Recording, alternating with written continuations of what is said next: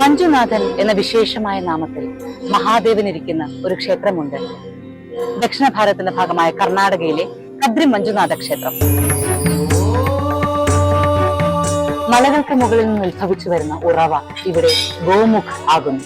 ഇത് ഗംഗ തന്നെയാണ്. ഈ ജലത്തിൽ അഭിഷേകപ്രിയനാകുന്ന ഒരു മഹാദേവ ശിവലിംഗവും ഇവിടെ കുടികൊള്ളുന്നു. 9 യോഗികളെ പ്രതിനിധീകരിക്കുന്ന 9 തീർത്ഥങ്ങൾ. അതിൽ തന്നെ പ്രധാനപ്പെട്ട 7 തീർത്ഥങ്ങൾ സപ്തകോടി മന്ത്രങ്ങളെ പ്രതിനിധീകരിക്കുന്നു.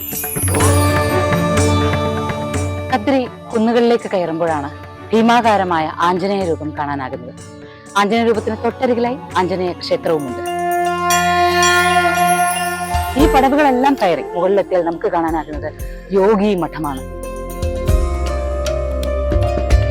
കദ്രി മഞ്ജുനാഥ ക്ഷേത്രത്തിലെ യോഗി മഠ് ഒരു അത്ഭുതം തന്നെയാണ്. ഇവിടെ 84 സിദ്ധറുകളുടെ സാന്നിധ്യമുണ്ട്. ഒപ്പം നാദപാന്തിന്റെ സമ്പ്രദായങ്ങളും.